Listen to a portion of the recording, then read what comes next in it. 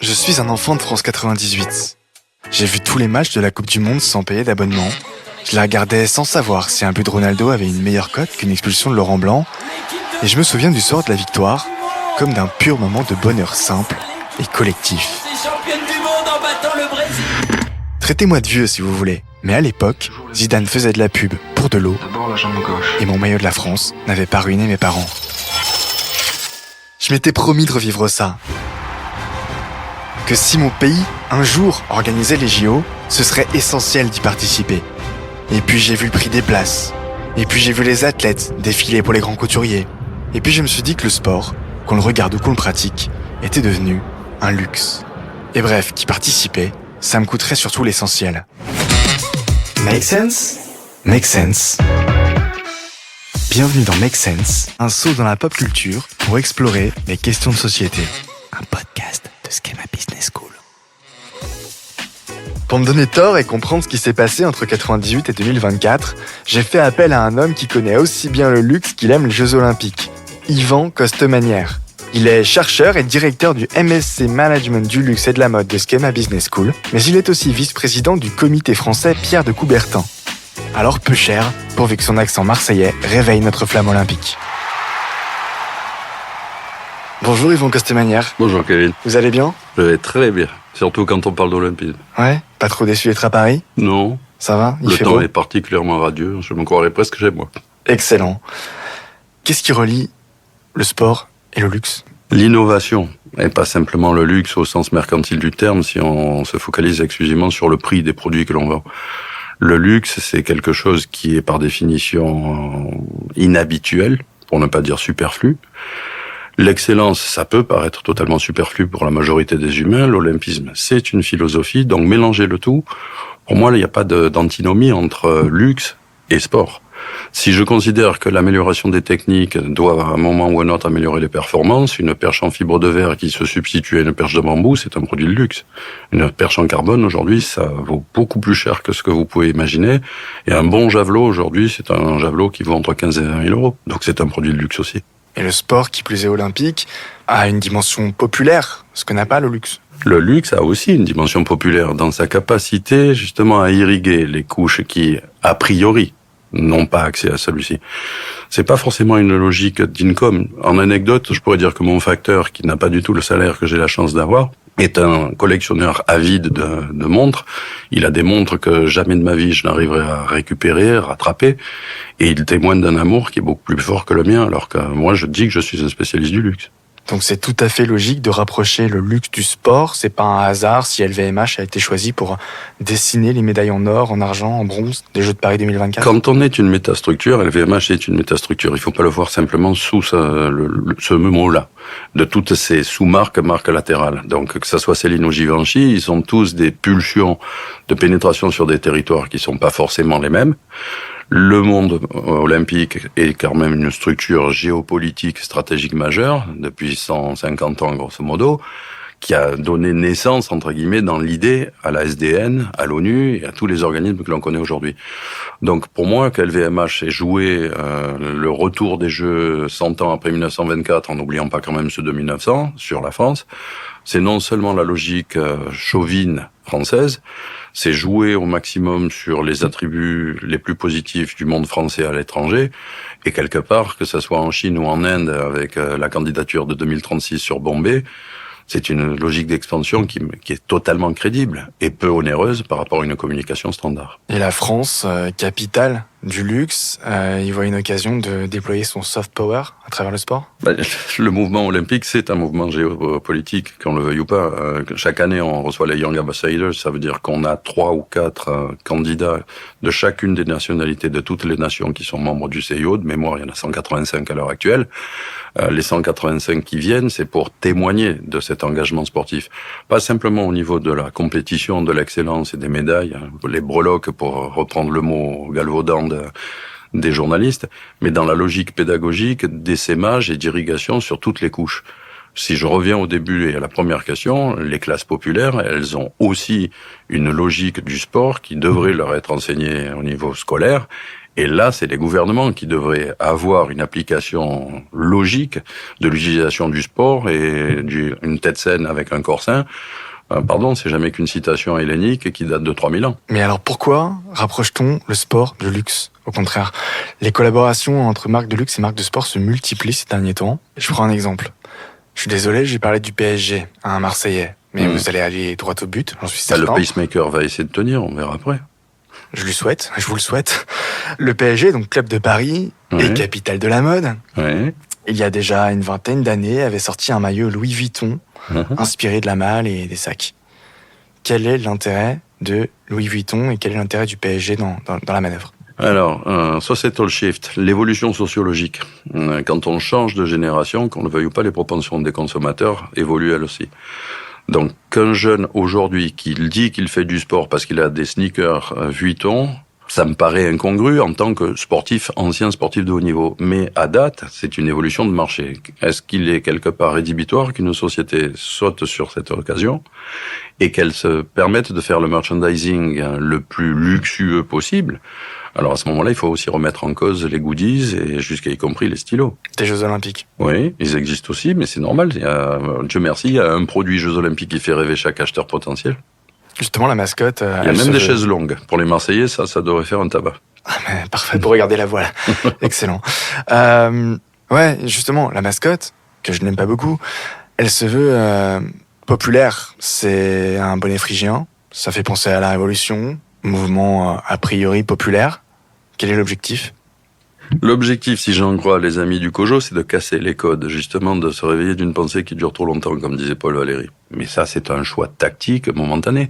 Il est à replacer dans un contexte, au même titre que la pensée de Coubertin de 1901, quand aujourd'hui on lui reproche d'être misogyne, c'était de dire que la femme était une alliée, et que je sache, en 1920, alors que la femme n'avait pas le droit d'avoir un chéquier, d'avoir un permis de conduire ou de travailler, les femmes participaient déjà aux Jeux Olympiques en 1920. La preuve, Sutherland Glen. Là, on est là chercher cette médaille d'or. Allez, attaque sur la préparation. Ils sont champions Magnifique. La seule médaille d'or qui manquait à cette équipe. Fabuleux. Les valeurs de l'olympisme sont amitié, respect et excellence. Mais sa devise, plus vite, plus haut, plus fort, mais surtout en valeur l'excellence. Et donc un certain élitisme. Exactement comme le luxe ? Pas simplement comme le luxe. L'élitisme, c'est encore un mot qui peut avoir une dimension sémantique totalement différente. Sport, ça a changé. Aujourd'hui, on est jusqu'à y compris dans la cohésion sociale. Donc le luxe dans le sport, ça a toujours existé. Le premier chronométreur officiel, c'était Omega. C'est quand même la société qui a sorti la montre qui a pu atterrir sur la Lune, à l'unir en tout cas. On a toujours eu des modèles chez les champions, et quand tout à l'heure vous citiez Zidane pour de l'eau, il était aussi mannequin pour Sauvage de Dior. Au même moment. En la même année. Mais en même temps, le CIO a complété récemment sa devise par ensemble. C'est pour atténuer un petit peu ce côté élitiste ? Pas du tout. Le mouvement olympique, ça a des sources qui vont jusqu'à 3000 ans. On a eu la chance d'avoir un abbé qui était un ami de Pierre de Coubertin qui a pondu cette devise, le Sisus Altus Fortus. Thomas Barr, sur un congrès exceptionnel, avait déjà demandé il y a 5 ans de changer et de rajouter ensemble, parce que le mouvement olympique, c'est pas simplement des médailles et 15 jours tous les 4 ans ou tous les 2 ans, selon si l'on incorpore aussi les Jeux d'hiver. C'est aussi et d'abord l'agenda 21 qui est en avance sur beaucoup de gouvernements. C'est une pensée qui n'a pas duré trop longtemps et qui a toujours essayé de se métamorphoser. Alors au-delà des valeurs, le prix des places pour assister aux épreuves des Jeux Olympiques de Paris 2024 a fait polémique. C'est 195 € minimum pour assister à un podium. Alors d'accord, c'est pas propre au JO. Il faut aussi manger des pâtes pendant 3 semaines pour aller voir le PSG justement. Mais être spectateur d'une compétition sportive, c'est devenu un luxe aujourd'hui. C'est devenu un luxe si je le place juste dans le pouvoir d'achat. Si par contre je le place dans la pulsion, dans l'envie, dans l'amour d'une discipline particulière, quelqu'un qui aime l'escrime, c'est pas le prix en question. Quelqu'un qui aime la voile, c'est vraiment pas le prix en question. Et quelque part, que je le veuille ou pas, c'est à mettre en concordance avec l'audimétrie et la manière avec laquelle une discipline peut être médiatisée. Alors si le foot vaut aussi cher, c'est pas mon problème, je dirais presque que je suis très content que ça soit aussi cher. Peut-être qu'on aura moins de débordements, l'athlétisme c'est quand même pas donné non plus. Dans certaines disciplines, moi ancien du saut en hauteur, je regrette, le saut en hauteur c'est pas cher. C'est le 100 mètres qui est cher. parce qu'il a une médiamétrie monstrueuse, parce qu'il va pouvoir véhiculer des grilles commerciales énormes, et les tarifications par rapport au spot vont être d'une autre manière. Après, il faut le remettre aussi dans le contexte de la retransmission dans d'autres pays. Quelles sont les disciplines qui vont avoir une véritable couverture sur 180 pays? Si le baseball tape à la porte des Jeux Olympiques pour la prochaine édition de Los Angeles, c'est pas un hasard. Le baseball, c'est aussi le sport numéro 1 au Japon, donc comme par hasard, là aussi, on va se retrouver avec des grilles, des objets, des tarifications en fonction des disciplines qui vont évoluer d'une édition des Jeux Olympiques à l'autre. Mais peut-on être bon marché et luxueux? Oui. Oui. Oui, quand on est respectueux des matériaux, du savoir-faire ancestral, on n'est pas obligé de faire avaler un luxe qui à ce moment-là est vraiment mensonger à des gens qui ont la méconnaissance de la technicité et des process qui ont été mis en place et qui vont utiliser juste un logo. C'est pas parce qu'on a un C de Chanel sur un t-shirt que le t-shirt est magnifié, c'est toujours un coton basique. Quelle est la définition du luxe? Une aspiration, l'identification d'un véritable rêve et non pas d'un besoin. Un approfondissement en analyse personnelle de ses envies, de ses pulsions les plus secrètes. Donc, grosso modo, un fantasme. La manière avec laquelle je vais pouvoir compenser mon instinct de frustration permanent. Donc, le luxe, c'est identifier ce qui plaît. C'est déjà pas toujours évident. Ce qui est exceptionnel. C'est vraiment pas évident lorsqu'on se laisse soumettre au marketing et au mimétisme gérardien. Et a fortiori, savoir dans quel registre et pourquoi on achète un objet. Si c'est juste une recherche de logo, pardon, la scarification, ça existait au niveau tribal. Et la définition du sport? Le sport, c'est un aboutissement d'une philosophie de vie. Olympic Spirit, pour moi, c'est simplement démarrer à un niveau et chaque jour essayer de progresser. Progresser en termes de discipline, certes, mais peut-être en termes de santé, en termes de cohésion sociale, en termes d'esprit d'amalgame. Coubertin, déjà en 1904, avait trouvé inadmissible les ethno-jeux qui étaient organisés par les Américains pour faire concourir des peaux rouges contre des noirs contre eux. Et il avait déjà annoncé que les races dites de couleur feraient trépasser la race blanche. Donc le sport, c'est s'élever, et le luxe, on est déjà au sommet, c'est assez normal que les deux se rencontrent. Non, le luxe, on n'est pas obligé d'y être tout le temps.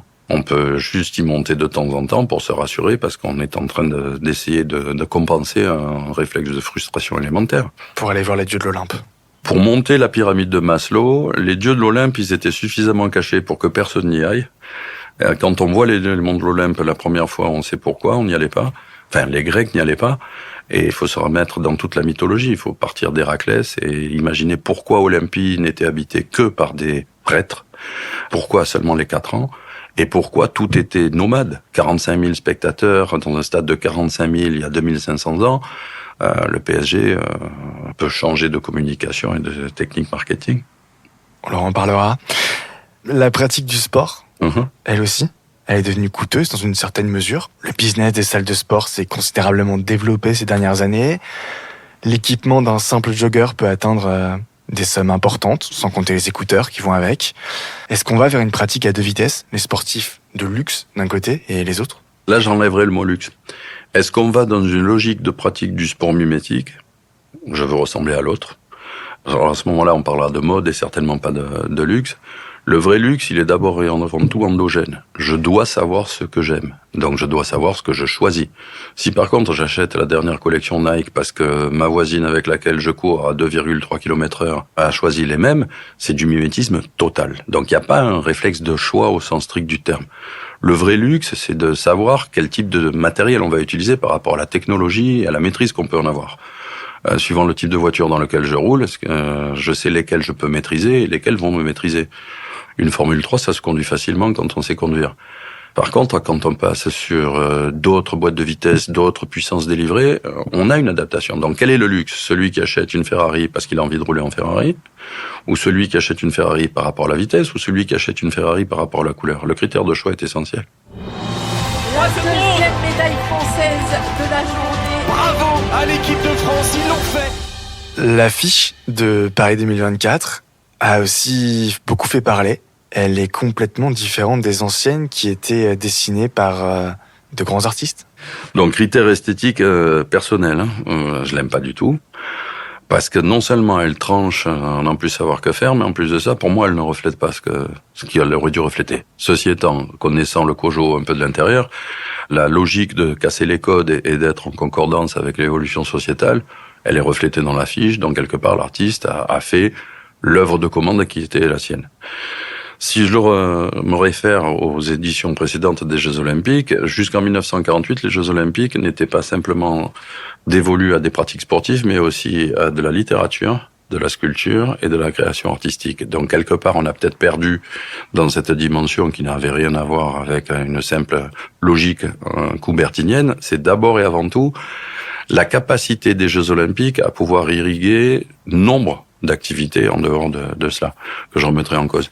Mais c'est clair que succéder à Soulages, Miro, Hartung et tous les autres, ça a perdu. Et d'une édition à l'autre, les types d'organisation, les colos, entre guillemets, ont changé leur mode opératoire. Munich avait demandé à une 50aine d'artistes de produire une affiche qui aujourd'hui fait date, puisque les collectionneurs se les arrachent, au même titre que 2004, les Jeux d'Athènes, mais là, on va dire que l'enracinement ethnique, étymologique, philosophique des Jeux était tel que, jusque-là, y compris la torche, voulait représenter quelque chose de grec au sens 2500 ans avant. Pour être rentré d'Olympie et d'avoir allumé la flamme, c'est bien écrit 3000 ans de Jeux Olympiques. Le luxe aurait pu être une discipline olympique ? Oui. Vous l'imaginez Le comité, comment ? tout ce qui est aujourd'hui regroupé dans le comité Colbert, tout ce qui était les confréries de Louis XIV et de Colbert, donc à l'époque, c'était bien déjà une identification des meilleures pratiques. Ce que l'on met en avant, le savoir-faire français, c'est tellement générique que ça en perd son impact. Par contre, le meilleur bijoutier, là, sur la table, on a une coupe de Christophe. C'est quelqu'un d'assez célèbre. Le luxe existait déjà. La coupe, elle date de 1920 à Anvers. J'ai des coupes qui datent de 1903, les premières épreuves de voile, avant que la voile ne devienne une discipline olympique. Mais là, c'était le meilleur bijoutier de l'époque qui le faisait. Donc l'excellence polymorphe, elle peut exister à tous les niveaux, entre guillemets, dans le mouvement olympique. L'affiche de Paris 2024, quel est le message qu'elle fait passer ?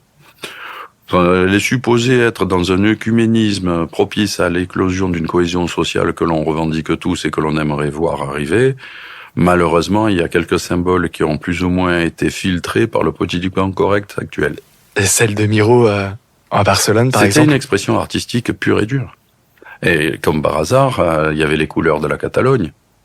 Barcelone, c'est pas l'Espagne, c'est la Catalogne d'abord. Donc le rouge et le jaune, ça y était, mais ça y était en filigrane. Yvan Costemagner, le sport participe-t-il à la démocratisation du luxe ? Il y contribue, il l'amplifie. Tout ce qui est luxe, par définition, deviendra mode. Quelque part, si ça ne reste pas suffisamment inaccessible, dans l'hyper-démocratisation, le luxe va perdre son essence. S'il perd son essence, il devient démocratique, peut-être même too much. Donc, dans une logique d'évolution technologique, il y a forcément en même temps à imaginer une abaque des prix avec une diminution exponentielle de ces prix-là au fur et à mesure que le marché s'agrandit. Donc, ce qui est réservé à une élite, que ça soit un bijou ou un javelot ou une Formule 1, à un moment ou un autre, ça a quand même une logique d'augmentation de la vitesse, de la kinétique de diffusion dans un marché plus grand. Donc, si aujourd'hui on a des ABS et on a des coques en titane sur les Formule 1, on peut très bien imaginer demain avoir des valises en titane pour une grande marque de luxe que je ne citerai pas, de la même manière que hier on avait de l'aluminium chez Rimowa ou chez d'autres, et pour autant ça n'a pas empêché nos parents ou nos grands-parents, plutôt en ce qui me concerne, après 1936, d'avoir des valises en aluminium quand ils partaient en congé payé. Merci Yvan Costemagner. Merci Kevin de cette nouvelle occasion de parler d'olympisme. Si le luxe fait briller vos yeux et chanter vos oreilles, un autre épisode de Make Sense pourrait vous plaire. J'ai reçu Emmanuelle Rigaud, la directrice du Master of Science Global Luxury Management de Schema Business School. Ensemble, nous nous sommes penchés sur un paradoxe. Pourquoi le luxe ne meurt jamais à travers James Bond ? Pour l'écouter, rendez-vous sur votre plateforme préférée.